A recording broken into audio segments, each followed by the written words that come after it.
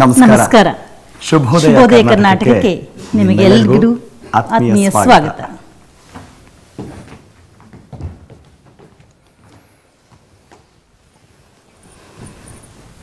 ಜಗವೇ ನಾಟಕ ರಂಗ, ನಾವೆಲ್ಲರೂ ಕೂಡ ಪಾತ್ರಧಾರಿಗಳು ಅಂತ ಮಾತ್ರ ಹಿಂದಿನಿಂದನೂ ಹೇಳ್ಕೊಂಡೇ ಬಂದಿದ್ದೀವಿ. ಆದರೆ ಭಗವಂತ ಮಾತ್ರ ಆ ಸೂತ್ರಧಾರಿಕೆಯನ್ನು ವಹಿಸ್ತಾನೆ. ನಾವು ಬಂದ ಮೇಲೆ ನಮ್ಮ ಪಾತ್ರಗಳನ್ನು ನಿಭಾಯಿಸಿ ಇಲ್ಲಿಂದ ಹೋಗಬೇಕು ಅಂತ ಹೇಳ್ತಾರೆ. ಅದೇನೇ ಇರ್ಬೋದು, ಬಂದಾಗ ನಮ್ಮ ಜವಾಬ್ದಾರಿಯುತ ಪಾತ್ರಗಳನ್ನು ನಿರ್ವಹಿಸೋದಕ್ಕೆ ಪ್ರತಿ ಉದಯವೂ ಕೂಡ ನಮಗೊಂದು ಹೊಸ ಶಕ್ತಿಯನ್ನು ನೀಡ್ತಾ ಹೋಗುತ್ತೆ. ಆ ಶಕ್ತಿಯ ಜೊತೆಗೆ ಬೆಳಕಿನ ಕಡೆಗೆ ಉದಯದ ಜೊತೆಗೆ ಹೆಜ್ಜೆಯನ್ನು ಹಾಕಲೇಬೇಕು. ಅದುವೇ ಈ ಶುಭೋದಯ ಕರ್ನಾಟಕ ಅಂತ ಹೇಳ್ತಾ, ಈ ಶುಭೋದಯ ಕರ್ನಾಟಕಕ್ಕೆ ನಿಮ್ಮೆಲ್ಲರಿಗೂ ಕೂಡ ಪ್ರೀತಿಯ ಸ್ವಾಗತ.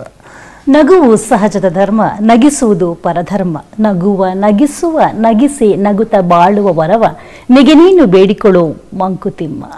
ನಗು ಅನ್ನುವಂಥದ್ದು ಸಹಜ ಧರ್ಮ ಆಗಿದ್ರು ಎಷ್ಟೋ ಜನ ಯಾವಾಗಲೂ ಕೂಡ ಮಗುಮ್ಮಾಗಿದ್ದು ಬಿಡ್ತಾರೆ. ಎಲ್ಲರನ್ನ ನಗಿಸುವಂಥ ಒಂದು ಪ್ರಯತ್ನವನ್ನ ಇವತ್ತು ನಾವು ಮಾಡ್ತಾ ಇದ್ದೀವಿ. ನಗೆಯ ಸರ್ದಾರರನ್ನ ಬರ್ಮಾಡ್ಕೊಳ್ತಾ ಇದ್ದೀವಿ ವಿಶೇಷ ಅತಿಥಿಯಾಗಿ. ಅವ್ರ ಬಗ್ಗೆ ಒಂದು ಭೇಟಿಯನ್ನು ನೋಡ್ಕೊಂಬರೋಣ ಬನ್ನಿ. ಆಂಟಿ, ನೀವು ಮಸ್ತ್ ಕಾಣಿಸ್ತೀರಿ ಅಂದ್ರೆ ಅಲ್ವೇ ಒಂದು ನಿಮಿಷ ಇರ್ರಿ, ನಾನು ನನ್ನ ಯಜಮಾನ್ರನ್ನ ಕರಿತೇನೆ, ಅವ್ರಿಗೆ ಇದನ್ನು ಹೇಳ್ರಿ. ಈಗ ನಾವು ಯಾವುದರ ಗಂಡಗೆ ನೀನು ಹೇಳ್ತಿ ಮಸ್ತ್ ಕಾಣಿಸ್ತಾಳ ಅಂತ ಹೆಂಗೆ ಹೇಳೋದು? ಯಶವಂತ್ ಸರ್ ದೇಶಪಾಂಡೆ ತಮ್ಮನ್ನು ತಾವು ಗುರುತಿಸಿಕೊಂಡಿದ್ದು ಒಬ್ಬ ನಾಟಕಕಾರನಾಗಿ, ನಿರ್ದೇಶಕನಾಗಿ ಮತ್ತು ಕಿರುತೆರೆಯ ಕಲಾವಿದನಾಗಿ. ಇವರು ತಮ್ಮದೇ ನಾಟಕ ಸಂಸ್ಥೆಗಳನ್ನು ಹುಬ್ಬಳ್ಳಿ ಮತ್ತು ಬೆಂಗಳೂರಿನಲ್ಲಿ ನಡೆಸುತ್ತಿದ್ದು ಗುರು ಸಂಸ್ಥೆ ಮತ್ತು ಗುರುಬಲ ಎಂಟರ್ಟೈನರ್ಸ್ ಎಂದು ಹೆಸರಿಸಲಾಗಿದೆ. ಕರ್ನಾಟಕದಾದ್ಯಂತ ಮಾತ್ರವಲ್ಲದೆ 10 ಹಲವು ನಾಟಕಗಳನ್ನು ದೇಶದಾದ್ಯಂತ ಮತ್ತು ವಿಶ್ವಮಟ್ಟಕ್ಕೂ ಕೂಡ ತಲುಪಿಸಿದಂತಹ ಕೀರ್ತಿ ಸಲ್ಲುತ್ತದೆ ಯಶವಂತ್ ಸರ್ ದೇಶಪಾಂಡೆ ಅವರಿಗೆ. ನೀನಾಸಂ ನಾಟಕ ತರಬೇತಿ ಸಂಸ್ಥೆಯಲ್ಲಿ ವ್ಯಾಸಂಗವನ್ನು ಮಾಡಿರುವಂತಹ ಸರ್ ದೇಶಪಾಂಡೆ ಅವರು ಸ್ವತಃ ನಾಟಕಗಳನ್ನು ರಚಿಸಿ ಪ್ರದರ್ಶನವನ್ನು ನೀಡಿದ್ದು ಹಲವಾರು ನಾಟಕಗಳು 500ಕ್ಕೂ ಹೆಚ್ಚು ಪ್ರದರ್ಶನ ನೀಡಿ ಯಶಸ್ವಿಯಾಗಿವೆ. ರಾಶಿ ಚಕ್ರ, ಒಲವೇ ಜೀವನ ಸಾಕ್ಷಾತ್ಕಾರ, ನೀ ನಾನಾದರೆ ನಾ ನೀನೇನಾ, ಸಹಿರಿ ಸಹಿ, ಒಂದಾಟ ಭಟ್ರದ್ದು, ಅಂಧ ಯುಗ, ಸಾಹೇಬ್ರು ಬರ್ತಾರೆ, ಮಿಸ್ ಪಾಯಿಂಟ್, ದಿಲ್ ಮಾಂಗೆ ಮೋರ್ ಮುಂತಾದವು ಇವರ ಯಶಸ್ವಿ ನಾಟಕಗಳಾಗಿವೆ. ಇಷ್ಟೇ ಅಲ್ಲದೆ ರಾಮ ಶ್ಯಾಮ ಭಾಮ, ಮಠ, ಜೂಟಾಟ, ಧಿಮಾಕು, ಶ್ರೀ ದಾನಮ್ಮದೇವಿ, ಸ್ಟೂಡೆಂಟ್, ತುತ್ತೂರಿ, ಅತಿಥಿ ಮುಂತಾದ ಕನ್ನಡ ಚಲನಚಿತ್ರಗಳಿಗೆ ಕಥೆ ಹಾಗೂ ಸಂಭಾಷಣೆ ಬರೆಯುವುದರಲ್ಲೂ ಕೈ ಜೋಡಿಸಿದ ಹೆಗ್ಗಳಿಕೆ ಇವರದ್ದಾಗಿದೆ. ಇವರ ಕಲಾ ಸೇವೆಯನ್ನರಸಿ ಬಂದ ಪ್ರಶಸ್ತಿ ಪುರಸ್ಕಾರಗಳು ಹಲವು. ನಮ್ಮ ಇಂದಿನ ಅತಿಥಿಯಾದ ಯಶವಂತ್ ಸರ್ ದೇಶಪಾಂಡೆ ಅವರು ಇನ್ನಷ್ಟು ಸಮಾಜಮುಖಿ ನಾಟಕಗಳನ್ನು ರಚಿಸಿ ಎಲ್ಲರನ್ನೂ ರಂಜಿಸಲಿ ಎಂಬುದು ಶುಭೋದಯ ಕರ್ನಾಟಕ ತಂಡದ ಹಾರೈಕೆಯಾಗಿದೆ. ವೀಕ್ಷಕರೇ, ರಂಗಭೂಮಿಯ ನಗೆಯ ಸರದಾರ, ನಾಟಕ, ಅಭಿನಯ, ಬರವಣಿಗೆ ಎಲ್ಲ ಕೋನಗಳಲ್ಲಿ ಕೆಲಸ ಮಾಡುವಂತಹ ಶ್ರೀಯುತ ಯಶವಂತ್ ಸರ್ ದೇಶಪಾಂಡೆ ಇವತ್ತು ನಮ್ಮ ಅತಿಥಿ. ಬರ್ಮಾಡ್ಕೊಳ್ಳೋಣ ಕಾರ್ಯಕ್ರಮಕ್ಕೆ. ಸರ್, ದಯವಿಟ್ಟು ಬರಬೇಕು. ನಮಸ್ಕಾರ. ನಮಸ್ಕಾರ. ನಮಸ್ಕಾರ. Thank you. ನೀವು ಬರೋ ಮುಂಚೆ ಇನ್ನು ಯಾಕ ಬರಲಿಲ್ಲವ ಹುಬ್ಬಳ್ಳಿಯವ, ವಾರದಾಗ 3 ಸತಿ ಬಂದು ಹೋಗವ ಅನ್ಕೋತಾ ಇದ್ವಿ ನಾವು. ಜೊತೆಗೆ ಅವ್ರು ಬರ್ತಾನೆ ನಗೆನ ಒಳಗಡೆಯಿಂದ ಉಕ್ಕಿಸ್ಕೊಂಡು ಬರ್ತಾ ಇದ್ದೀರೇನೋ ಅನ್ನೋ ತರ ಕಾಣಿಸ್ತಾ ಇತ್ತು. ಕುಡ್ಕೋತಾ ಬರ್ತಾ ಇದ್ರಿ. ಅಲ್ಲ ಸರ್, ನಿಮ್ಮ ಫೀಚರ್ಸ್ ನೋಡಿದ್ರೆ ನಗು ಬಂದ್ಬಿಡತ್ತೆ. ಯಾಕಂದ್ರೆ ಹಿಂದಿನ ಕಾಲದ ಫಿಲಮ್ಗಳನ್ನ ನೋಡ್ಬೇಕಾದ್ರೆ ಆ ಕ್ಯಾರೆಕ್ಟರ್ ಬಂದಿದ ತಕ್ಷಣ ನಗು ಬರುತ್ತೆ. ಆ ಥರ ಇರಬೇಕು ಹ್ಯೂಮರ್. ಅಂದ್ರೆ ಏನೋ ಬಂದು ಡಬಲ್ ಮೀನಿಂಗ್ ಇವಾಗ ನಡೆಯುತ್ತಲ್ಲ, ಆ ಥರ ಇರಬಾರ್ದು ಅಂತ. ಸೊ ಅಂದ್ರೆ ನಿಮಗೆ ಅದೊಂದು ವರದಾನ. ನಿಮ್ಮ ಹೆಸರು ನನಗೆ ತುಂಬಾ ಖುಷಿ ಕೊಡೋದೇನಂದ್ರೆ, ಸರ್ ಎಂ ವಿಶ್ವೇಶ್ವರಯ್ಯ ಅವ್ರನ್ನ ಬಿಟ್ರೆ ಯಶವಂತ್ ಸರ್ ದೇಶಪಾಂಡೆ ಅಂತ ಸರ್ ಅಂತ ಕೇಳ್ತೀವಲ್ಲ, ಏನು ಸರ್ ಅದು? ನಾನು ಭಾಳ ಮಂದಿನ ಕೇಳಿ ನೋಡಿದೆ. ಅದ್ರಾಗ ಬೆಸ್ಟ್ ಆಪ್ಷನ್ ಅನಿಸಿದ್ದು ಸರ್ ಪದವಿ ಇಟ್ಕೊಳ್ಳೋದ ಬರೋಬ್ಬರಿ ಆದ್ರೆ ಹಂಗಲ್ಲ. ಹಿಂದಕ್ಕೇನೋ ಒಂದಿಷ್ಟು ದೇಶಪಾಂಡೆಗಳ ಮೇಲೆ ಸದರ್ ದೇಶಪಾಂಡೆ ಅಂತ ಒಬ್ರು ಇರ್ತಿದ್ರಂತ. ಸೊ ಅಂದ್ರೆ ಹಿ ವಾಸ್ ಲೀಡಿಂಗ್ ದಿ ಇದು. ಹಂಗೆ ಸದರ್ ದೇಶ್ಮುಖ್ ಇವೆಲ್ಲ ನಮಗೆ ಕೇಳಲಿಕ್ಕೆ ಸಿಗ್ತಾವ ನಮ್ಮ ಭಾಗದಾಗ. ಸೊ ಅದು ಅಪಭ್ರಂಶ ಆಗಿ ಸರ್ ದೇಶಪಾಂಡೆ ಆಗಿದೆ ಅಂತ. ಇಲ್ಲ ಸರ್, ಅಪಭ್ರಂಶ ಅಲ್ಲ, ಆದ್ರೆ ತುಂಬಾ ಚೆನ್ನಾಗಿದೆ. ಎಲ್ಲರ ಮಧ್ಯದಲ್ಲಿ ದೇಶಪಾಂಡೆಗಳ ಕಾಮನ್ ಇದ್ದಾಗ ನೀವಲ್ರಿ ನಾನು ಎಲ್ಲರಿಗೂ ಪಾಠ ಮಾಡ್ತೀನಿ ನಗುವಿನ ಪಾಠ ಅಂತ ಹೇಳಿ ಸರ್ ಅಂತ ಆದಿರಲ್ಲ, ತುಂಬಾ ಚೆನ್ನಾಗಿದೆ. ಅಲ್ಲ ಸರ್, ಈಗ ನಗ್ಸೋದು ಬಹಳ ಕಷ್ಟದ ಕೆಲಸ. ನೀವು ಸಾಕಷ್ಟು ಕಾರ್ಯಕ್ರಮ ಕೊಟ್ಟಿರ್ತೀರ. ಎಷ್ಟೋ ಸತಿ ಎಷ್ಟು ಪ್ರಯತ್ನ ಮಾಡಿದ್ರು ಜನ ಅಂತ ಮುಖ ಉದಿಸ್ಕೊಂಡು ಕೂತಿರ್ತಾರೆ. ಈ ನಗ್ಸೋದು ಹೇಗೆ ನಿಮ್ಗೆ ಸಾಧ್ಯ ಆಯ್ತು ಅಂತ? ಅಲ್ಲ ಪಾಪ ಅವ್ರವ್ರಿಗೆ ಏನೇನು ಟೆನ್ಷನ್ ಇರ್ತಾವ ಪಾಪ. ಕೆಲವು ಮಂದಿಗೆ ನಾ ಹೇಳೋ ನಗು ಭಾಳ ಪುವರು ಅನ್ನಿಸ್ಬಹುದು, ಪುವರ್ ಜೋಕ್ಸ್ ಅನ್ನಿಸ್ಬಹುದು. ಆದರೆ ಜೋಕ್ಸ್ನಾಗೂ ಭಾಳ ವೆರೈಟಿ ಅವ. ಸೊ ಹಿಂಗಾಗಿ ದೇರ್ ಆರ್ ಪ್ಯೂರ್ ಜೋಕ್ಸ್. ಮಕ್ಕಳು ಮಾಡುವಂಥ ಜೋಕ್ಸ್ಗಳು ಇರ್ತಾವಲ್ಲ, ಅವು ಎಲ್ಲಿಂದ ಹೊಡೆದಿರ್ತಾವೋ ಏನೋ ಗೊತ್ತಿಲ್ಲ, ಬಟ್ ಅಂಥ ಜೋಕ್ಗಳನ್ನು ಮಾಡ್ತಾರೆ ಮಕ್ಕಳು. ಬಟ್ ಮಕ್ಕಳು ಅವನ್ನ ಎಂಜಾಯ್ ಮಾಡ್ತಾವೆ. ಬಟ್ ಅದನ್ನು ನಾವು ದೊಡ್ಡವರಿದ್ರಿಗೆ ಹೇಳಿದಾಗ ಅವು ಪುವರ್ ಜೋಕ್ ಅನ್ನಿಸ್ತಾವೆ. ಬೇರೆ ಬೇರೆ ನಮೂನಿ ಒಳಗೆ ಹಾಸ್ಯ ಅದ. ಆ ಹಾಸ್ಯ ನಮಗೆ ತಿಳ್ಕೊಳಿಕ್ಕೆ ಬರ್ಬೇಕು.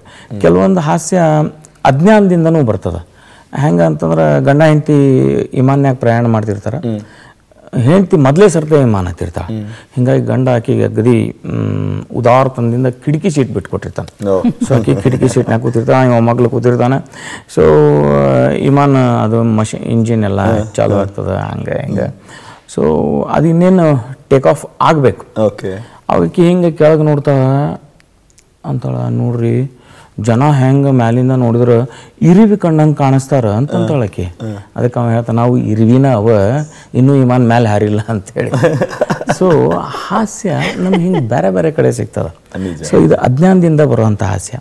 ಆಮೇಲೆ ಅತಿ ನಾವು ಮಾಡಿದಾಗೂ ಹಾಸ್ಯ ಆಗ್ತದೆ. ಒಬ್ಬ 2 ಪೆಗ್ ತೊಗೋತಾನ, 3 ಪೆಗ್ ತೊಗೋತಾನ, 4ನೇ ಪೆಗ್ ತೊಗೊಂಡಾಗ ಮಾತ್ರ ನಾ ಕುಡದೇ ಇಲ್ಲ ಅಂತ ನಾವು. ಸೊ ಅತಿ ಆತಂದ್ರೂ ಹಾಸ್ಯ ಬರ್ತದೆ. ಸೊ ಹಂಗೆ ಸೊ ಹಾಸ್ಯದ ಇದು ಏನದ ಅವತ್ತಿನ ಮೂಡು ಮತ್ತು ಅವತ್ತಿನ ಅವ್ರದ್ದು ಇಡೀ ದಿನದ ಇದ್ರ ಮೇಲೆ ಆಗ್ತದೆ. ಕೆಲವು ಸರ್ತೆ ನಾನು ನೋಡೀನಿ, ಭಾಳ ನೀವು ಹೇಳ್ದಂಗೆ ಮಾಡ್ಕೊಂಡು ಕೂತವರು ಇರ್ತಾರೆ. But at one point of, ಯಾಕಂದ್ರೆ ಇದು ನನ್ನ ಕಾರ್ಯಕ್ರಮ ಹೆಂಗಂತಂದ್ರೆ it comes in a flow. ನೀವು ಒಂದು ತಪ್ಪಿಸ್ಕೊಂಡ್ರೆ ಇನ್ನೊಂದು ಬೆಳೀತದ. ಬ್ಯಾಕ್ ಟು ಬ್ಯಾಕ್ ಕೊಡ್ತಾನೆ ಇರ್ತೀರಾ ಅಂತ. പക്ഷെ ಅದಕ್ಕೆ ನಿಮ್ಮ ನಾಟಕಗಳೇ ಹೇಳುತ್ತೆ. ಇವತ್ತು ಕಾರ್ಯಕ್ರಮ ನೋಡ್ತಾ ಇರೋರ್ಗೂ ಅಷ್ಟೇ, ಇಡೀ ಕಾರ್ಯಕ್ರಮದ ಉದ್ದಕ್ಕೂ ಅಂದ್ರೆ ನಾವು ಇಂಟರ್ವ್ಯೂ ಅಂತ ಕೂತ್ಕೊಂಡಿದ್ರೆ ಇಲ್ಲ ರೀ ನಗರಿಯಿಂದ ಆಲ್ ದ ಬೆಸ್ಟ್, ನಗೋಕ್ ರೆಡಿ ಆಗಿ ಅನ್ನೋ ತರ ಇದೆ ಇದು ಕಾರ್ಯಕ್ರಮ. ಅಂದ್ರೆ ಅದ್ರ ಜೊತೆಗೆ ನಿಮ್ಮ ಉತ್ತರ ಕರ್ನಾಟಕದ ಭಾಗದ ಡುಂಡಿರಾಜ್ ಒಂದ್ ಕಡೆ ಬರೀತಾರೆ, ನಗೋದಕ್ಕೆ ರೇಷನ್ನು ಬೇಡ, ಆಪರೇಷನ್ ಬೇಡ, ಯಾಕ್ರಿ ಹಿಂಗೆ ಕೂತಿದ್ದೀರಾ, ನಗರಿ ಮನಸ್ಸೋ ಇಚ್ಛೆ ಅಂತ. ನೀವು ಎಲ್ಲರೂ ಆ ಕಡೆ ಮಂದಿ ನಗ್ಸೋದಕ್ಕೆ ಅಂತ ಬೇರೆದೇ ನಿಮ್ಮ ಭಾಷೆನೂ ಒಂದು ಬಿಗಿಯಾದಂಥ ಮಾಧ್ಯಮ ಆಗಿದೆಯಾ? ಹೌದು. ಯಾಕಂತಂದ್ರೆ ಎಕ್ಸ್ಪ್ರೆಷನ್ಗೆ ಪೂರಕವಾಗಿ ಭಾಷೆಯನ್ನು ಬಳಸ್ಕೊಳ್ಳಿಕ್ಕೆ ಬರ್ಬೇಕು ನಮಗೆ ಆ್ಯಕ್ಚುಲಿ. ಸೊ ಇದು ಎಲ್ಲ ಕಡೆ ಭಾಗದಾಗೂ ಇರ್ತದೆ. ಈಗ ಫಾರ್ ಎಕ್ಸಾಂಪಲ್ ನೀವು ಮಂಗಳೂರು ಕಡೆ ಹೋದ್ರಿ ಅಂತ ತಿಳ್ಕೊಡ್ರಿ, ಅವ್ರಿಗೆ ಅವ್ರದ್ದೇ ಆದ ಶೈಲಿ ಒಳಗೆ ಅವ್ರಿಗೆ ನಗು ಉಕ್ಸುವಂಥ ಇದನ್ನ ಬೇರೆ ಇರ್ತದೆ. ಸೊ ಬೇರೆ ಬೇರೆ ಟೈಪ್ ಅದು ಏರಿಯಾದ ಮೇಲೂ ಡಿಪೆಂಡ್ ಆಗ್ತದೆ. ಫಾರ್ ಎಕ್ಸಾಂಪಲ್ ಈಗ ಹಾಸ್ಯದ ಪದ್ಧತಿ ಹೆಂಗೆ ಅದ ನೋಡ್ರಿ, ಬೆಂಗಳೂರಿನಾಗ ಅಕಸ್ಮಾತ್ ಏನಾರ ಒಂದು ಚಲೋ ಜೋಕ್ ಕಟ್ ಮಾಡ್ಬೇಕಾಗಿತ್ತು, ಬೆಂಗಳೂರು ರಿಲೇಟೆಡ್ ಇತ್ತು ಅಂತ ತಿಳ್ಕೊಟ್ರಿ, ಅದು ಹೆಂಗಿರ್ತದೆ, ಯಾರೇ ಒಬ್ರು ಎತ್ತರವ್ರು ಇದ್ರ ಅಂದ್ರೆ ಸ್ವಲ್ಪ ನನ್ಕಿಂತ ಅಂತೂ ನೀವು ಎತ್ತರ ಇದ್ದೀರಿ, ಇನ್ನೂ ಎತ್ತರ ಇನ್ನೂ ಎತ್ತರ ಇರೋರು ಇದ್ರೆ ಅಂದ್ರೆ MG ರೋಡ್ನಾಗ ಅವ್ರು ನಿಂತಿದ್ರೆ ಅವ್ರಿಗೆ ಹೇಳ್ತಾರೆ ಸ್ವಲ್ಪ ನೀವು ಕಾಲು ಅಗಲು ಮಾಡಿ ನಿಂದ್ರಬೇಡ್ರಿ, ಕೆಳಗಿಂದ ಆಟೋ ರಿಕ್ಷಾ. ಯಾಕಂದ್ರೆ ಇಲ್ಲಿ ಆಟೋ ಎಕ್ಸ್ಪರ್ಟೈಸು ಹೇಳ್ದಂಗೆ ಆಗ್ತದೆ ಬೆಂಗಳೂರಿಂದ. ಸೊ ಹಿಂಗಿರ್ತದೆ.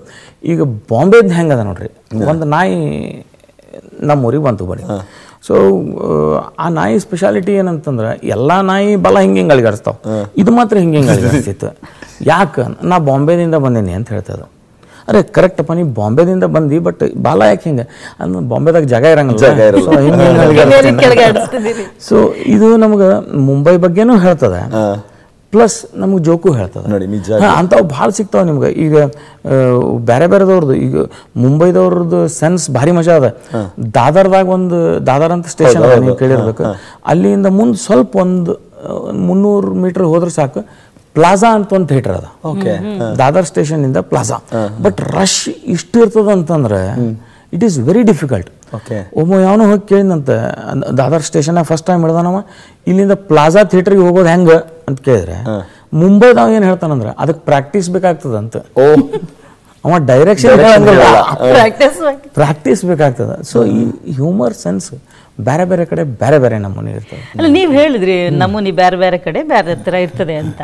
ನಿಮ್ಮ ನಮೂನಿ ಹೆಂಗ ಅಂತ, ನೀವು ಹೆಂಗೆ ಹಾಸ್ಯ ಹೆಂಗೆ ತಗೋತೀರಿ?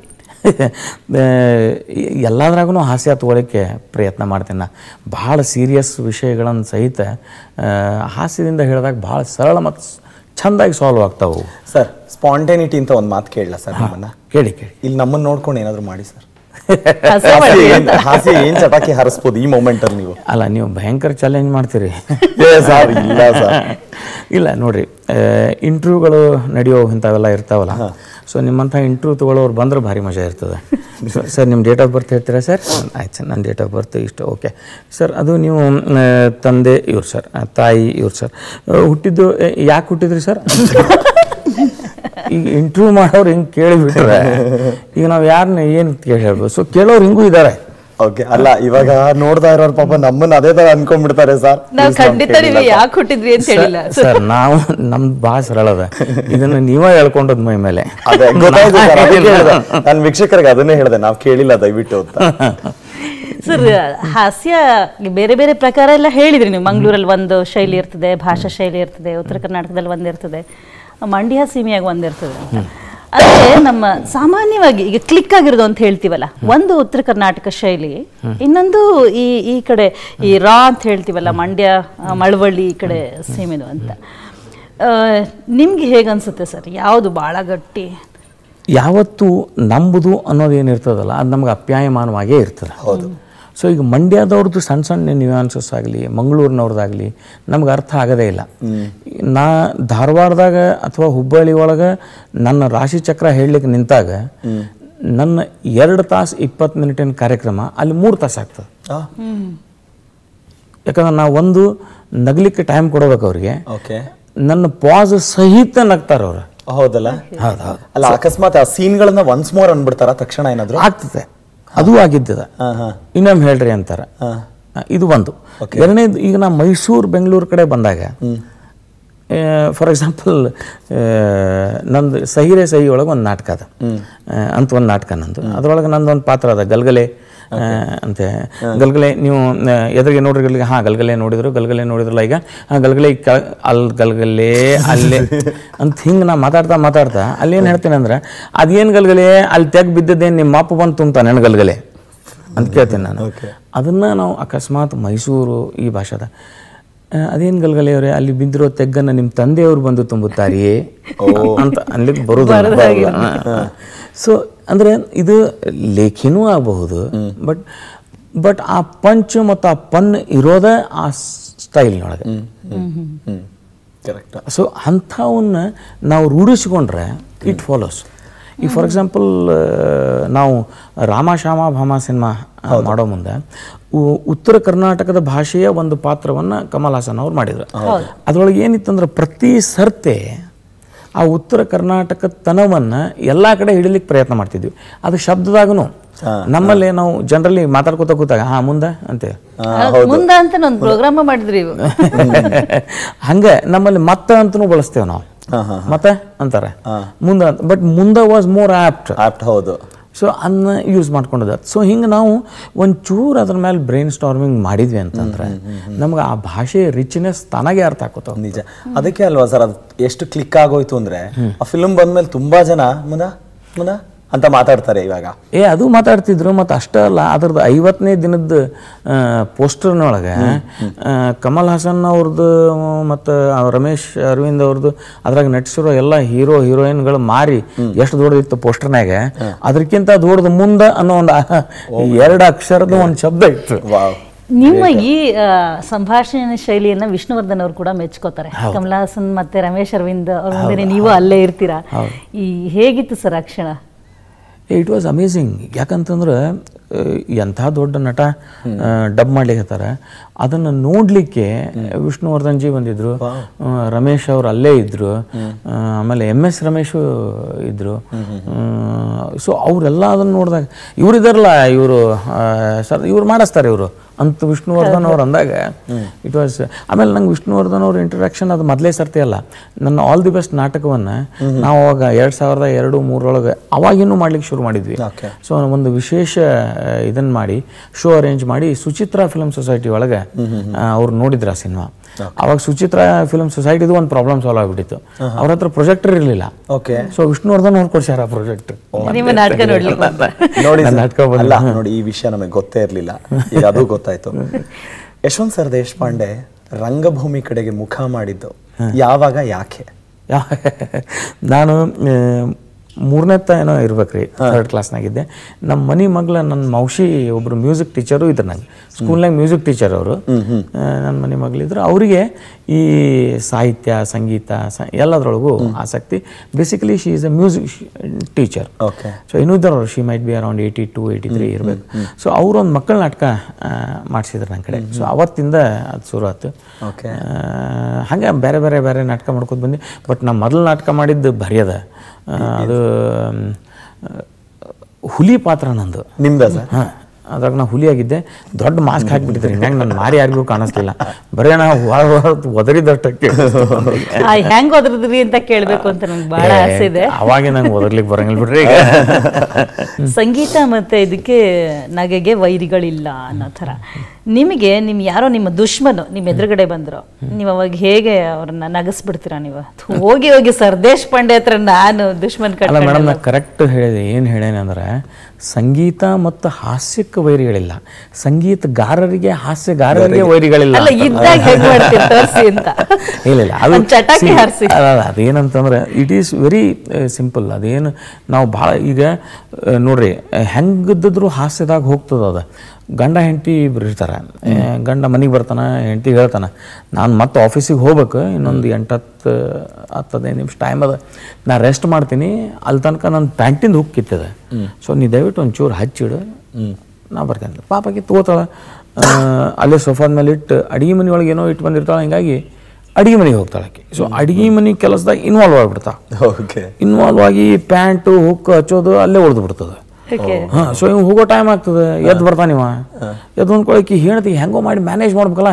ಇಲ್ಲಾಂದ್ರೆ ಹೇಳಿದ ಟೈಮ್ ಅದು ಪ್ಯಾಂಟಿನ ಹುಕ್ ಹಚ್ಚಿಲ್ಲ ಅಂದ್ರೆ ಹೆಂಗಾರೆ, ಸೊ ಭಾರಿ ಸೀರಿಯಸ್ ಆಗ್ತಾ ಅಂತ ಆಕಿ ವಿಚಾರ ಮಾಡ್ತಾ.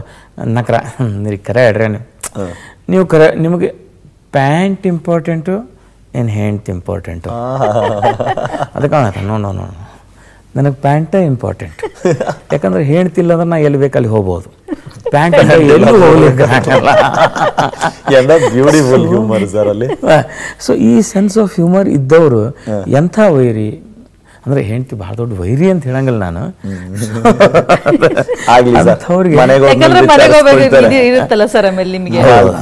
ಮತ್ತೆ ಒಬ್ಬರ ಹೆಂಡತಿದ್ದವ್ರಿಗೆ ತ್ರಾಸ ಇರ್ತದ್ರಿ. ಅದು ಈ 2-3 ಹೆಂಡತಿ ಬೇರೆ ಬೇರೆ ಮನೆಗೆ ಹೋಗೋರು. ಕರೆಕ್ಟ್. ಭೂಮಿ ಬಗ್ಗೆ ಮಾತನಾಡ್ಬೇಕಾದ್ರೆ ನೀವಂದ್ರೆ ಬಾಲ್ಯದಲ್ಲಿ ಪಕ್ಕದ ಮನೆಯಲ್ಲಿ ಮೇಡಮ್ ಇದ್ರು, ಒಂಥರ ಅಂದ್ರೆ ಯಾವ್ದೋ ಹುಲಿ ವೇಷದಲ್ಲೋ ಹುಲಿಯ ಒಂದು ಪಾತ್ರದಿಂದ ಬಂದ್ರಿ ಅಂತ. ಆದ್ರೆ ನಿಮ್ಮ ಮನೆಯಲ್ಲಿ ಯಾರಾದ್ರೂ ಇದ್ರ ರಂಗಭೂಮಿನಲ್ಲಿ ಕೆಲಸ ಮಾಡ್ತಾ? ಯಾರು ಇಲ್ರಿ. ಇನ್ಸಿಡೆಂಟ್ಲಿ ನಾ ನಾಟಕ ಮಾಡೋದು ನೋಡಿ ಎಲ್ಲರೂ ಬೈತಿದ್ರು ನಂಗೆಲ್ಲ, ಅದೇನು ಮಾಡ್ತೀವಿ ಅಂತೇಳಿ. ಬಟ್ ನನಗೇನು ಬೇರೆ ಓದಲಿಕ್ಕೆ ಬರ್ತಿದ್ದಿಲ್ರಿ. 600ಕ್ಕೆ ನನಗೆ 89 ಮಾರ್ಕ್ಸ್ ಬೀಳ್ತಿದ್ವಿ ಎಲ್ಲ ಸಬ್ಜೆಕ್ಟ್ ಕೂಡಿ. 600ಕ್ಕೆ 80 ವಾಟ್ ಎ ಸ್ಕೋರ್ ಅಲ್ವಾ ಸರ್? ಏನು ಮಾಡ್ಲಿಕ್ಕೆ ಆಗ್ತದ್ರಿ. ಆಮೇಲೆ ಪಾಪ ಟೀಚರ್ ನನ್ನ ಮೇಲೆ ಕರುಣೆ ತೋರಿಸಿ ಇವ್ ಸ್ವಲ್ಪ ಮುಂದಿನ ಕ್ಲಾಸಿಗೆ ಕಳಿಸ್ರಿಪ್ಪ ಅಂತಂದು ಹಿಂಗೆ ದಾಟಿಗೋತ ಬಂದೆ ನಾನು. SLC ಹೆಂಗೆ ಪಾಸ್ ಆಗೀನಿ ದೇವ್ರಿಗೆ ಗೊತ್ತದ. ನೀವು ಬದುಕಿನ ಶಾಲೆನಲ್ಲೇ ಪಾಸ್ ಆಗ್ಬಿಟ್ರಿ, ಫಸ್ಟ್ ಕ್ಲಾಸ್ ತಗೊಂಡ್ಬಿಟ್ಟಿದ್ದೀರಾ. ಇಲ್ಲಾಂದ್ರೆ ಇಷ್ಟು ಜನರ ಮೆಚ್ಚುಗೆ ಎಲ್ಲಿಂದ ಸಿಗ್ಬೇಕು? ಸರ್ದಾರ ಅಂತ ಹೆಂಗ್ ಕರಿಯಕ್ಕಾಗತ್ತೆ ನೋಡ್ರಿ.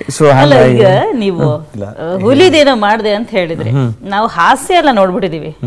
ಹುಲಿ ಅಂತ ಹೇಳಿದ್ರೆ ಅದು ಹಾಸ್ಯ ಆಗಿಲ್ಲ. ಏನ ಬಹಳ ಗಂಭೀರ ಪಾತ್ರನೂ ಮಾಡೇನ್ರಿ.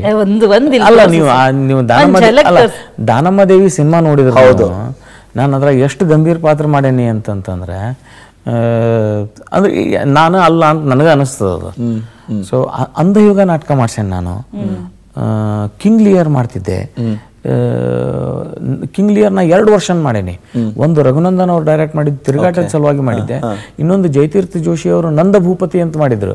ಅದನ್ನ ಕಂಪ್ಲೀಟ್ ಗೋಪಾಲ್ ವಾಜಪೇಯಿ ಅವ್ರು ಬರ್ದದ್ ನಾಟಕ ಅದು. ಸೊ ಅದನ್ನ ಅಂದ್ರೆ ಸೀರಿಯಸ್ ನಾಟಕನೂ ಮಾಡೇನಿ ನಾನು, ಹಂಗಂತ ಏನಿಲ್ಲ. ನೀವು ಲೇಟೆಸ್ಟ್ ಎಲ್ಲೂ ನೋಡಿಲ್ಲ ಅಷ್ಟೇ, ಯಾಕಂತಂದ್ರೆ ಇದು ನನಗೆ ಉಪಜೀವನಕ್ಕೆ ಆಗ್ತದೆ, ರೊಕ್ಕ ಕೊಡ್ತದೆ, ಹಿಂಗೆ ಬ್ರ್ಯಾಂಡ್ ಆಗೇನಿ ಅಂತೆಲ್ಲ. ಆದ್ರೆ ನನ್ನ ಈಗ ಇತ್ತೀಚೆಗೆ ಬಂದ ಮಸ್ತೊಂದು ನಾಟಕ ಅದ, ಹೀಗೇಕೆ ನೀ ದೂರ ಓಡುವೆ ಅಂತ ಹೇಳಿ. ಸೊ ನೀವು ಅದನ್ನು ನೋಡಿದ್ರೆ you will find 60-70% of more serious. Hiranya ಅವ್ರು ಆ ನಾಟಕ ನೋಡಿ ನನಗೆ ಹೇಳಿದ್ರೆ, ಯಶವಂತ್ ಇದ್ರ ಕಷ್ಟ ಎಷ್ಟದ ಅಂತ ನನಗೆ ಗೊತ್ತದ ಅಂದ್ರೆ ಅವ್ರು. ನೀವು ಇದನ್ನೆಲ್ಲ ಬಿಟ್ಟು ಇದನ್ನು ಮಾಡೋದಲ್ಲ ಅದು. ಆ್ಯಂಡ್ ದಟ್ ಟು ಮತ್ತು ಅದ್ರಾಗೂ ಹ್ಯೂಮರ್ ಹುಡ್ಕೋದದ. ದಟ್ ವಾಸ್ ಅಂದ್ರೆ ಅವ್ರು ಹೊಗಳ್ತಾರಂತಲ್ಲ, ಬಟ್ ನನಗೆ ಅದು ಈಸಿಯಾಗಿ ಬರ್ತದೆ. I can do it. Sir ಈಗ ಸಾಮಾನ್ಯ ಯಾರೇ ಹಾಸ್ಯ ಕಲಾವಿದ್ರು ಅಂತ ನಾವು ಅನ್ಕೊಂಡಿರೋ ನೋಡಿ, ಚಾರ್ಲಿ ಚಾಪ್ಲಿನಿಂದ ಹಿಡಿದು ಇಲ್ಲಿ ನಮ್ಮ ಕಡೆಗೆ ಬಂದ್ರೆ ನರಸಿಂಹರಾಜು, ಬಾಲಕೃಷ್ಣ, ಮುಸುರಿ ಕೃಷ್ಣಮೂರ್ತಿ ಇವರೆಲ್ಲರೂ ಕೂಡ ಒಂದು ಈ ಸೈಜ್ಗೂ ಈ ಹಾಸ್ಯ ಕಲೆಯನ್ನ ಕರಗತ ಮಾಡ್ಕೊಳ್ಳೋದಕ್ಕೂ ಏನಾದರೂ ಸಂಬಂಧ ಇದೆಯಾ? ಇಲ್ಲ, ಆದ್ರೆ ನೀವು ಈ ಎತ್ತರ ನೋಡ್ಬೇಡ್ರಿ, ಅವ್ರು ಬೆಳೆದಿರೋ ಎತ್ತರ ನೋಡ್ರಿ. ಖಂಡಿತ ಖಂಡಿತ ನನಗನ್ನಿಸ್ತದೆ ಆ ಎತ್ತರಕ್ಕೆ ಹೆಚ್ಚು ಮಹತ್ವ ಅದ ಅಂತ. ಖಂಡಿತ. ಅತ್ರೆ ಅಂತ ಹೇಳಿ ಮರಾಠಿ ಒಳಗೊಬ್ಬರು ಲೇಖಕರಾಗೋದ್ರು. ಅವರು ಬಹಳ ಒಳ್ಳೆ ಹ್ಯೂಮರಿಸ್ಟ್. ಅವ್ರದ್ದು ಒಟ್ಟು ಆಕ್ರಮಕ ಹಾಸ್ಯ ಅವ್ರದ್ದು. ಅಂದರೆ ಸೊ ಆ ಕಾಲದೊಳಗೆ ಹೆಂಗಿತ್ತಂದ್ರೆ ಈಗ ನಂಗೆಲ್ಲ ಡೆವಲಪ್ಡ್ ಅಲ್ಲ. ಆ ಕಾಲದಾಗ ಸೈಕಲ್ ಇಡೋದ ಒಂದು ಲಕ್ಸರಿ ಆಗಿತ್ತು. ಅತ್ರೆ ಅವರು ಸೈಕಲ್ ಮೇಲೆ ಓಡಾಡ್ತಿದ್ರು. ಭಯಂಕರ ಅಜಾನುಬಾಹು, 6.5 ಅಷ್ಟು ಎತ್ತರ ಆಗಲ್ಲ ಎಲ್ಲ ಹಿಂಗಿದ್ರು ಅವರು. ಸೊ ಸೈಕಲ್ ಆಗದೆ ಅವ್ರಿಗೆ ಹಿಂಗೆ ತಿಳ್ಕೊತ ಬರ್ತಿದ್ರು. ಒಂದು ಸರ್ತೆ ಪುಣೆದಾಗ ಒಂದು ಇಳಿಜಾರು, ಆ ಇಳಿಜಾರ್ನಾಗ ಸೈಕಲ್ ಮೇಲಿಂದ ಇಳಿದಿಗತ್ತಿದ್ರು. ಅದೇನೋ ಆಗಿ ಹಿಂದೆ ಮುಂದೆ ಆಯ್ತು. ಎದುರಿಗಿಂದ ಒಂದು ಶವಯಾತ್ರೆ ಬರ್ತಾಯಿತ್ತು. ಅದು ಪಾಪ ಅವ್ರು ರಾಮ್ ಸತ್ಯ ಅಂತ ಹೇಳಿ ಬರ್ತಾಯಿದ್ರು ಅವರು. ಇವ್ರದ್ದು ಏನೋ ಒಂದು ಸ್ವಲ್ಪ ಹಿಂದೆ ಮುಂದೆ ಆಗಿ ಸೈಕಲ್ ಟಗಡಗಡ ಆಗಿ ಅದು ಆ ಶವಯಾತ್ರೆ ಒಳಗೆ ಹೋಗ್ಬಿಡ್ತು. ಹೋಗಿ ಅದು ಯಾರು ಶವ ಹೊತ್ಕೊಂಡ್ಬರ್ತಿದ್ರು ಅದ್ರ ಮ್ಯಾಲೆ ಬಿದ್ದರು. ಹೋಗಿ ಶವದ ಮೇಲೆ ಇವ್ರು ಬಿದ್ದರು, ಸೈಕಲ್ ಆ ಕಡೆ ಈ ಕಡೆ. ಅವ್ರದ್ದು ಆಜು ಬಾಜು ತಿಳಿಯಂಗಿಲ್ಲ ನಿಂಗೆ ಹಂಗೆ ಹಿಂಗೆ ಅಂತೆಲ್ಲ ಬೈಲಿಕ್ಕೆ ಶುರು ಮಾಡಿದ್ರು. ಸೊ ಇವರು ಯಾಕೆ ಬಿದ್ದಿರಿ ನೀವು? ಯಾರ ಮೇಲೆ ಬಿದ್ದೇನೆ ಅವನ ಬೈವಲ್ಲ, ನಿಮ್ದೇನು ಅಂತಂದ್ರು. ಸೊ ಅಂಥ ಅಕ್ರಮ ಹಾಸ್ಯ ಅವ್ರದ್ದು. ಮಾತೃಭಾಷೆಯಲ್ಲಿ ಬರವಣಿಗೆ ಅಂತ ಏನಿತ್ತು ನೀವು ಮುಂಚೆ ಮಾಡ್ತಾ ಇದ್ರಿ, ಆದರೆ ಯೂನಿವರ್ಸಿಟಿಗೆ ಹೋದ್ ಬಂದ್ಮೇಲೆ ಯಾವ ರೀತಿಯಾದ ಆಯಾಮ ಬದಲಾಯಿತು? ಅಂದ್ರೆ ನಿಮಗೆ ಹೌದು ನಾನು ಮಾಡಿದ್ದು ಒಳ್ಳೇದಾಯ್ತು ಅಂತ ಅನ್ನಿಸ್ತಿದ್ಯಾ? ಹೆಂಗಂತಂದ್ರೆ ನನಗೆ ಯೂನಿವರ್ಸಿಟಿ ಕಲಿಸಿದ್ದೇನು ಅಂತಂದ್ರೆ ನಾ ಟೆಕ್ನಿಕ್ ಹೆಂಗೆ ಯೂಸ್ ಮಾಡ್ಬೇಕಂತ. ಸೊ ಅವ್ರು ನಾನು ಭಾಷಾ ಬದಲಿ ಮಾಡ್ಲಿಕ್ಕೆ ಟ್ರೈ ಮಾಡಲೇ ಇಲ್ಲ. ಅವ್ರು ಮಾಡಿದ್ರು ನನಗೇನು ಆಗ್ತಿದ್ದಿಲ್ಲ ಅದು. ಹೌದು. ಸೊ ಅವ್ರು ನಂಗೆ ಹೇಳ್ಕೊಟ್ಟದ್ದು ಏನಂತಂದ್ರೆ ಇದನ್ನ ಹೆಂಗೆ ಬರಿಬೇಕು ನೀನು, ಇದನ್ನ ಹೆಂಗಿದೆ. ಸೊ ಅದೇನಾಯ್ತು, ನಾ ಬರೋದು ತಂದಾಗ ಕಮಲ್ ಹಾಸನ್ ಸಾಹೇಬ್ರು ಮೊದಲೇ ಸರ್ತಿ ನಾನು ಸ್ಕ್ರಿಪ್ಟ್ ನೋಡಿದಾಗ ಭೇಟಿ ಮಾಡ್ಸೋಣ ಅಂದಿದ್ರು. ಸೊ ನಾನು ಭೇಟಿ ಆಗ್ಲಿಕ್ಕೆ ನಾ ಇದು ಹೋಟೆಲ್ಗೂ ಬಂದ್ರು ಅವರು. ನಾ ಬೆಸ್ಟ್ ಕ್ಲಬ್ನಾಗ ಉಳಿಸಿದ್ರು ನನ್ನ. ಮೊದಲಾಗಿದ್ದು ನಂದು ಕಾಂಟ್ರಾಕ್ಟ್ ರಾಜ್ ಕಮಲ್ ಫಿಲ್ಮ್ಸ್ ಜೊತೆ, ಅಂದ್ರೆ ಕಮಲ್ ಹಾಸನ್ ಅವ್ರ ಪ್ರೊಡಕ್ಷನ್ ಅಂತ. Later K Manju took it over. So ಹಂಗೆ ಸೊ ಅವಾಗ ಮೊದಲು ಭೇಟಿ ಅದ ಅದೆಲ್ಲ ನನಗೆ ಅಲ್ಲಿಂದ ಸಿಗ್ತದೆ. ಸೊ ನನ್ನ ಜೀವನದ ಕನಸು ಏನಿತ್ತು ಇನ್ನೊಂದು ಕಮಲ್ ಹಾಸನ್ ಸಾಹೇಬ್ರ ಜೊತೆ ಕೆಲಸ ಮಾಡ್ಬೇಕಂತ, ಅದು ಹಿಂಗೆ ಇದೆ. ಅವರು ಬಹಳ ಶ್ರದ್ಧೆ ಮತ್ತೆ ಪ್ರೀತಿಯಿಂದ ನಿಮ್ಮ ಡೈಲಾಗ್ ಇಂಟೋನೇಷನ್ ಇದೆಯಲ್ಲ ಅದನ್ನ ನೀವು ಹೇಳ್ಕೊಡೋದನ್ನ ಕಲಿಯೋದನ್ನ ಕೂಡ ನೋಡಿದ್ವಿ. ಹೌದೌದು, ಅವರು ಈಸ್ ಎ ಗ್ರೇಟ್ ಪರ್ಫಾರ್ಮರ್ ರೀ. ಗ್ರೇಟ್ ಅಂತಂದ್ರೆ ಅದು ಗ್ರೇಟ್ ಶಬ್ದ ಕಡಿಮೆ ಆಗ್ತದೆ. ಸೊ ಅಂಥವ್ರು ಅವ್ರಿಗೆ ಅಡಾಪ್ಟ್ ಮಾಡ್ಕೊಳ್ಳೋದು ಆಗಲಿ ಇಷ್ಟು ಫಾಸ್ಟ್ ಇದ್ದಾರೆ ಅವರು ಅಂತಂದ್ರೆ. ಆಮೇಲೆ ಅಲ್ಲಿ ಸೆಟ್ ಮೇಲೆ ಇಂಪ್ರೂವೈಸ್ ಮಾಡೋದು ಸಹಿತ ಅವ್ರು ಮಾಡ್ತಿದ್ರು. ಆಮೇಲೆ ಅಬ್ಸರ್ವ್ ಮಾಡಿ ಇಡೀ ಸಿಚುವೇಶನ್ ತಮ್ಮ ಇದಕ್ಕೆ ಬಂದ್ಮೇಲೆ then he used to perform. 5-6 take ತೊಗೊಂಡದ್ದು ಕಥೆಯವ. Lot of interesting things were happening on stage also. Ramashyama Bhama ಆಯ್ತು, ಈಗ ಈ ಐಡಿಯಾ ಮಾಡ್ಯಾರ ಹೆಂಗ್ ಗೊತ್ತಂತ? ಐಡಿಯಾ ಮಾಡ್ಯಾರ ಆ್ಯಕ್ಚುಲಿ ಮರಾಠಿ ಒಂದು ನಾಟಕ ಏಕ್ ಡಾವ್ ಭಟಾಚ ಅಂತ ಹೇಳಿ, ಅದನ್ನು ನಾನು ಸಿನಿಮಾ ಮಾಡಿದೆ. ಆ ಸಿನಿಮಾದ ನನಗೆ ಆಗಿದ್ದ ಪರಿಣಾಮ ಏನಂತಂದ್ರೆ ಆ ಕಾಲದಾಗ ಒಂದು 32 ಲಕ್ಷ ರೂಪಾಯಿ ಕಳ್ಕೊಂಡೆ ನಾನು. ಬಟ್ ಮಜಾ ಅಂದ್ರೆ ಅದನ್ನ ನಾಟಕ ಮಾಡಿದೆ, ಅದ್ರ 2ರಷ್ಟು ಗಳಿಸಿದ್ವಿ ನಾವು. ಅಂದ್ರೆ ಒಂದ್ ಕಡೆ ಕಳ್ಕೊಂಡು ಒಂದ್ ಕಡೆ ಪಡ್ಕೊಂಡ್ರಿ. ಒಂದ್ ಆಟ ಭಟ್ರದು ಅಂತ ಹೇಳಿ ನಾಟಕ ಮಾಡಿದ್ವಿ. ಅದ್ರಾಗ ಸುನೇತ್ರಾ ಪಂಡಿತ್ ಇವರೆಲ್ಲ ಪಾತ್ರ ಮಾಡಿದ್ರು. ಮಾಲತಿ ಜೊತೆ ತುಂಬಾ ಜನ ಕೆಲಸ ಮಾಡ್ತಾನೆ ಇರ್ತಾರೆ. ಅಂದ್ರೆ ಎಲ್ರೂ ಮಾತಾಡೋದೇನಂತ ಹೇಳಿದ್ರೆ, ಸರ್ ಜೊತೆ ಕೆಲಸ ಮಾಡಿದ್ರೆ ಒಂದು ಪಾಠ ಸಿಕ್ಕಾಪಟ್ಟೆ ಕಲ್ತಿದೀವಿ ಅಂಡ್ ನಾವು ಎಲ್ಲರ ಜೊತೆ ಹೇಗಿರ್ಬೇಕು ಅಂತ ಕಲ್ತ್ಕೊಂಡಿದ್ದು ಅಂತ.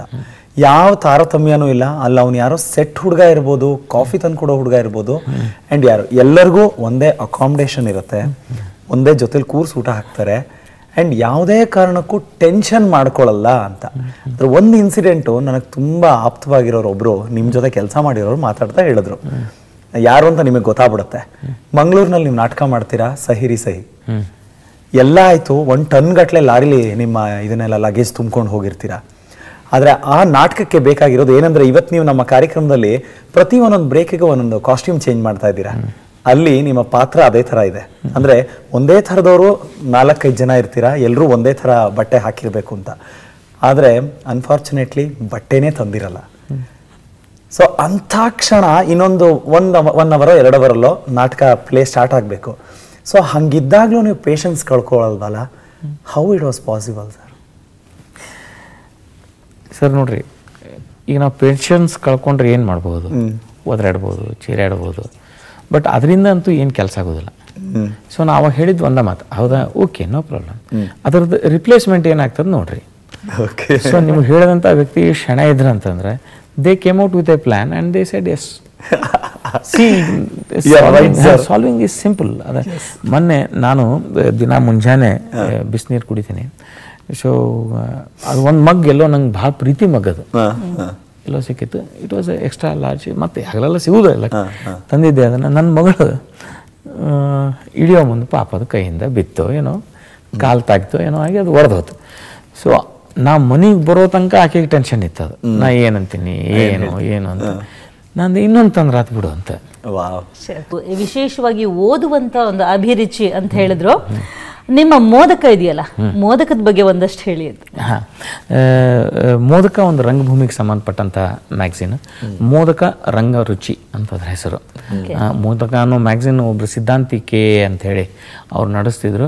ಅವ್ರಿಗೆ ಮೊನ್ನೆ ಒಂಚೂರು ಆರೋಗ್ಯ ಹಿಂದೆ ಮುಂದೆ ಆಗಿದ್ದರಿಂದ ಅದನ್ನು ನಡೆಸೋ ಜವಾಬ್ದಾರಿ ನಂಗೆ ಕೊಟ್ಟರು. 12 ವರ್ಷದಿಂದ ಸತತವಾಗಿ ಗಣಪತಿಯ ಭಕ್ತಿಯಿಂದ ನಡೆಸ್ತಿರುವಂಥ ಮ್ಯಾಗ್ಝಿನ್ ಅದು.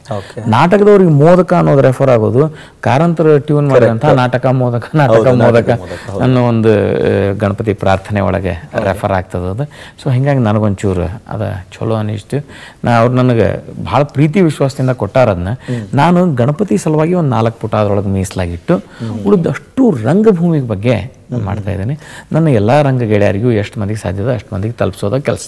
ಎಲ್ಲೋ ಒಂದು ಕಡೆ ಮಾತೇನಂತ ಹೇಳಿದ್ರೆ ರಂಗಭೂಮಿ ನಶಿಸ್ತಾ ಇದೆ ಅಂತ ಮಾತುಗಳನ್ನು, ಅಯ್ಯೋ ಯಾರೂ ಅದ್ರ ಬಗ್ಗೆ ಜಾಸ್ತಿ ಒಲವಿಲ್ಲ, ಅದು ಅವನತಿಯ ಅಂಚಿನಲ್ಲಿ ನಿಲ್ತಾ ಇದೆ ಅಂತ, ಇದನ್ನು ನೀವು ಒಪ್ತೀರಾ?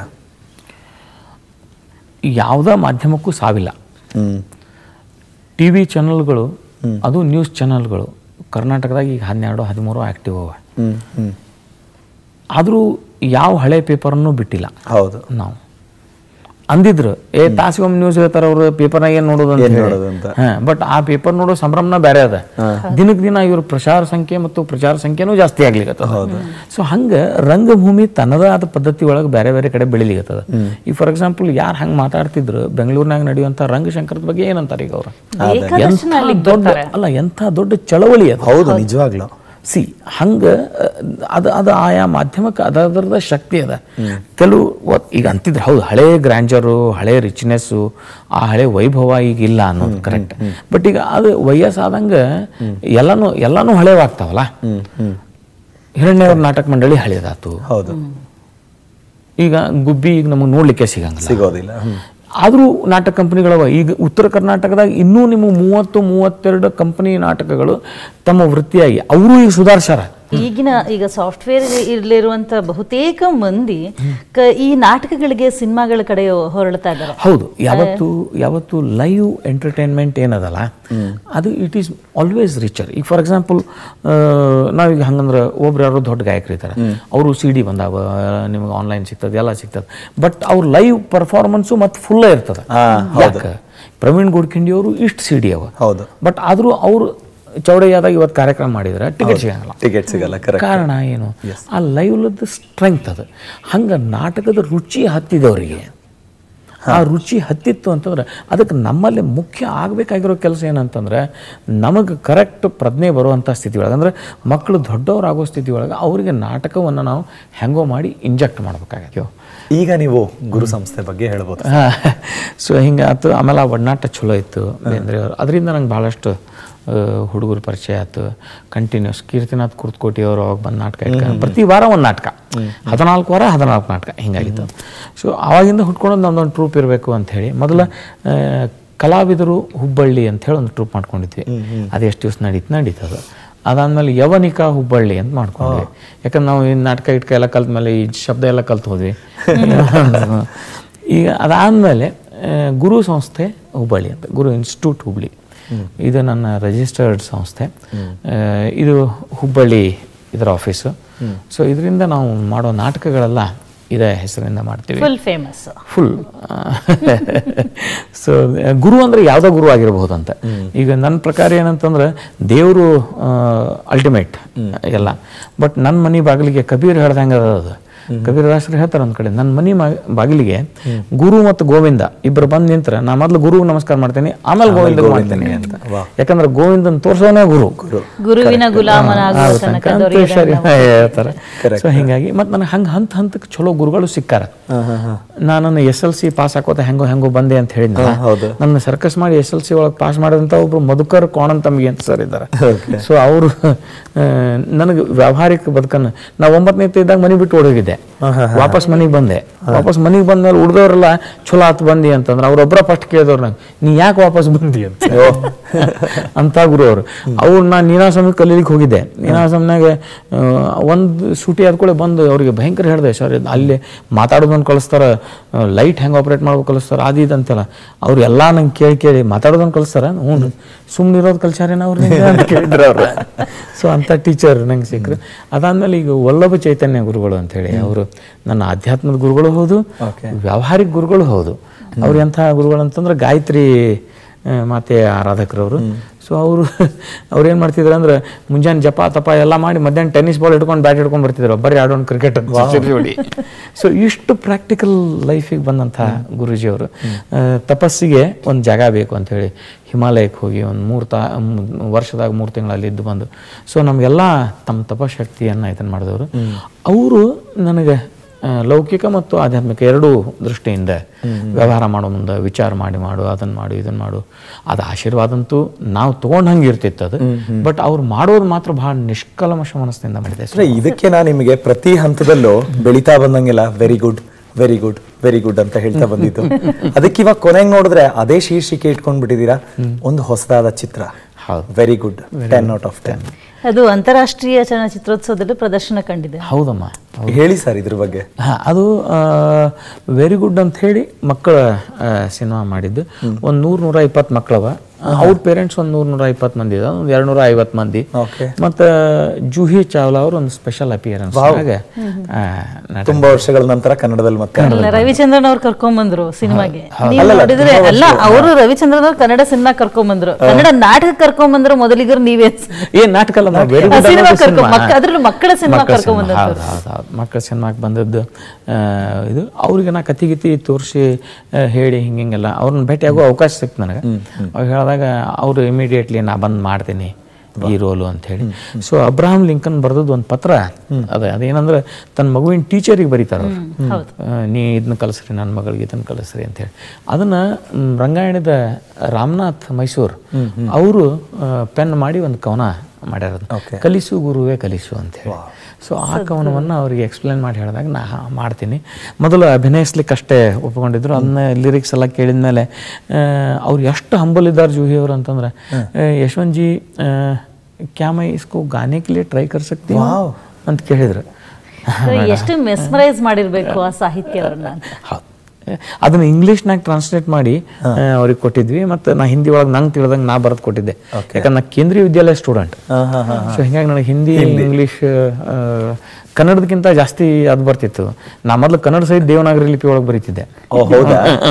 ಸೊ ಮುಂದೆ ಹಿಂಗಾಗಿ ಅವ್ರಿಗೆ ಅದನ್ನ ಹಿಂದಿ ಒಳಗೆ ನಾ ಬರೆದು ಕೊಟ್ಟೆ. ಸೊ ಅದನ್ನು ನೋಡಿದ್ರು ಅವರು, ಅದಾದ್ಮೇಲೆ ಒಪ್ಪಿದ್ರು. ಸೊ ಬಂದು ಅಭಿನಯಿಸಿದ್ರು, ಮಾಡಿದ್ರು. ಈಗ ಅದು ಸಿನಿಮಾ ಚಲೋ ಆಗ್ಯದ, ವೆರಿ ಗುಡ್ 10 on 10. ಎಲ್ಲ ಪ್ರೊಡ್ಯೂಸರ್ಸ್ ಡೈರೆಕ್ಟರ್ ಹೇಳೋಂಗೆ ಹೇಳಿಗತ್ತೀನಿ ಚಲೋ ಆಗ್ಯದ ಅಂತ. ಅಲ್ಲ, ಮಂದಿ ನೋಡಿ ಹೇಳ್ಬೇಕಂದ್ರೆ ಏನಾಗ್ಯದ ಅಂತ. ಅಲ್ಲ, ಅದೇ ಇವಾಗ ಮಂದಿ ನೋಡಕ್ ಯಾವಾಗ ಸಿಗತ್ತೆ? ಆದಷ್ಟು ಲಘು ರಿಲೀಸ್ ಮಾಡ್ಬೇಕಂತ ಪ್ಲಾನ್ ಮಾಡೇವ್ರಿ. ಈಗ ಆ್ಯಕ್ಚುಲಿ ಜನವರಿ ಅನ್ಕೊಂಡ್ವಿ, ಬಟ್ ನಮ್ಗೆ ರೊಕ್ಕದ ವ್ಯವಸ್ಥೆ ಮಾಡ್ಕೊಳಿಕ್ ಆಗಲಿಲ್ಲ. ಹಿಂಗಾಗಿ ಜನವರಿ ಆಗೋದಿಲ್ಲ. ಆಮೇಲೆ ಮತ್ತೆ ಎಕ್ಸಾಮ್ ಫೀವರ್ ಶುರು ಆಗ್ಬಿಡ್ತದೆ ಫೆಬ್ರವರಿ ಅಂದ್ಕೂಡ. ಸೊ ರಜೆ ಆದ್ಮೇಲೆ ಪರೀಕ್ಷಾ ಮುಗಿಸ್ಕೊಂಡು ರಿಸಲ್ಟ್ ಎಲ್ಲ ತಗೊಂಡ್ ಬರ್ಲಿ, ಅವಾಗ ನಾವು ಎಲ್ಲರಿಗೂ ವೆರಿ ಗುಡ್ ಹೇಳೋಣ ಅಂತ ಹೇಳಿ. ನಾವು ಏನ್ ಗೊತ್ತಾ, ನಾವೇನ್ ಮಾಡ್ಬೋದು ಗೊತ್ತಾ, ನಮ್ಮ ಶುಭೋದಯ ಕರ್ನಾಟಕ ವೇದಿಕೆ ಏನಿದೆಯಲ್ಲ, ಇಲ್ಲಿಂದ ನಾವು very good all the best ಅಂತಾನು ಹೇಳ್ತಾ 10 on 10 ಅಂತ ನಾವು ಈ ವೇದಿಕೆನೆ ಕೊಡ್ತೀವಿ. ಬೇಕಾದ್ರೆ ಇಲ್ಲೇ ಬಂದು ಲಾಂಚ್ ಮಾಡ್ಬೋದು. ಮಾಡ್ರಿ, ಇದು ದೊಡ್ಡ ಅವಕಾಶ ನಮ್ಗೆ. ಯಾಕಂದ್ರೆ ಸಿನಿಮಾ ಮಾಡಿದವರೆಲ್ಲ ನಾವು ಅದ್ಭುತವಾದ ಸಿನಿಮಾ ಮಾಡಿದೀವಿ, ತುಂಬಾ ಡಿಫ್ರೆಂಟ್ ಆಗಿ ಮಾಡಿದೀವಿ ಅಂತೆಲ್ಲ ಹೇಳ್ತಾ ಇರ್ತಾರೆ. ಆದ್ರೆ ನೀವು ಮಂದಿ ಹೇಳಲಿಕ್ಕತ್ತಾರ ಚಲೋದ ಅಂತ ಹೆಂಗ್ ನೋಡ್ಬೇಕು ಅಂತ ನೀವು ಹೇಳ್ತೀರಿ. ಖರೆ ಇದ್ದದ್ದು ಅದ ರೀ. ಏನಂತಂದ್ರೆ ನಾವು ನಮ್ದ ಹೇಳ್ಕೊಳ್ಳೋದ್ರಾಗ ಏನು ಅರ್ಥ ಇಲ್ಲ. ನಮ್ದು ಹೆಂಗೆ ಇರ್ಬೇಕಂತಂದ್ರೆ ನಾವು ನಮ್ಮ ಕೆಲಸ ಮಾಡ್ಬೇಕು, ಮಂದಿ ಅದಕ್ಕೆ ವಾಹ್ವಾ ಅನ್ಬೇಕು. Theatre is mother of all arts ಅಂತ ನಾ ಎದಕ್ಕಂತೇನಿ ಅಂತಂದ್ರೆ ನನ್ನ ಮಾತಲ್ಲಿ ಇದು ದೊಡ್ಡವ್ರು ಹೇಳಿದ ಮಾತದ. ಯಾಕಂದ್ರೆ ಅದ್ರಾಗ ಎಲ್ಲ ಅದ. ನಿಜ ನಿಜ. ಸಂಗೀತ ಅದ, ಶಿಲ್ಪಕಲೆ ಅದ, ಚಿತ್ರಕಲೆ ಅದ, ಅಭಿನಯ ಅದ, ಮಾತದ, ಎಲ್ಲ ನೃತ್ಯ ಅದ. It's A team work. So always going with A team and being with A team is always good. ಅದಕ್ಕೆ ನಾ ಎಲ್ಲರಿಗೂ ಈಗ ಹಂಗೆ ಯಾವುದೋ ದೇಶದಾಗ ಮಿಲಿಟರಿ ಟ್ರೈನಿಂಗ್ ಕಂಪಲ್ಸರಿ ಅದಂತೆ, ಹಂಗೆ ನನ್ನ ಪ್ರಕಾರ ನಮ್ಮ ದೇಶದ ಸಂಸ್ಕೃತಿ ಉಳಿಸ್ಕೋಬೇಕಂದ್ರೆ ನಾವು ನಾಟಕ ಟ್ರೈನಿಂಗ್ ಕಂಪಲ್ಸರಿ ಮಾಡ್ಬೇಕು. ಸೊ ನೀವು ನಾಟಕ ಮಾಡಿ 2 ತಾಸು 1.5 ತಾಸು ಅಭಿನಯಿಸೋದಕ್ಕಿಂತ ಹೆಚ್ಚು ಸುಖ ಅದ್ರ ಹಿಂದೆ 60 ದಿವಸ 70 ದಿವಸ ತಾಲೀಮ್ ಮಾಡ್ತಿರಲ್ಲ ಅದ್ರೊಳಗದ. ಯಾಕಂದ್ರೆ ನಿಮ್ಗೆ ಅದಾಗ ಗೊತ್ತಾಗ್ತದೆ ನಿಜ ನೀವು ಹೆಂಗೆ ವ್ಯವಸ್ಥಿರಿ, ನೀವು ಹೆಂಗೆ ಇರ್ತೀರಿ, ನೀವು ಮಂದಿ ಜೊತೆ ಹೆಂಗೆ ಮಾಡಿದ್ರೆ ಚಂದ ಕಾಣಿಸ್ತದ ಅನ್ನೋದೆಲ್ಲ ಅಲ್ಲಿ ನೋಡ್ಲಿಕ್ಕೆ ಸಿಗ್ತದೆ ನಮ್ಗೆ. ಇಡೀ ಹೊರಗಡೆ ನೀವು ರಂಗಭೂಮಿನೋ ಚಲನಚಿತ್ರನೋ ಒಟ್ಟು ನಿಮ್ಮ ತಂಡ ಇದ್ದಾಗ ಲೀಡರ್ಶಿಪ್ ಅಲ್ಲಿ ಸಕ್ಸಸ್ ಮಾಡೋದೇನಿದೆಯಲ್ಲ ಆ ಕುಟುಂಬನ, ಆದ್ರೆ ಆ ಕಡೆಗೆ ಬಂದ್ರೆ ನಿಮ್ ಹಿಂದೆ ನಿಮ್ಮನ್ನ ನಿಂತ್ಕೊಂಡು ನಿಭಾಯಿಸುವಂತ ಕುಟುಂಬ ಇದೆಯಲ್ಲ, ಹೌದು, ಅದೊಂದು ರೊಮ್ಯಾಂಟಿಕ್ ಫೀಲ್. ಅಲ್ಲ, ಅವ್ರ ಜೊತೆ ಅವ್ರ ನಾಟಕದಲ್ಲೂ ಅಭಿನಯಿಸ್ತಾರೆ. ಎಲ್ಲದಕ್ಕಿಂತ ಹೆಚ್ಚಾಗಿ ನಿಮ್ಮದು ಪ್ರೀತಿಯ ವಿವಾಹ ಅಂತ ಕೇಳಿದೆ. ಯಾರು ಸರ್ ಪ್ರಪೋಸ್ ಮಾಡಿದ್ದು? ನಾನೇ. ನೀವೇನಾ? ಹೇಳಿ ಸರ್, ಲವ್ ಸ್ಟೋರಿ ಹೇಳಿ ಸರ್. ಅಲ್ಲ, ಭಾಳ ಮಂದಿಗೆ ಪ್ರಪೋಸ್ ಮಾಡಿದ್ದೆ, ಈಕಿ ಒಪ್ಪಿಕೊಂಡ್ರೆ.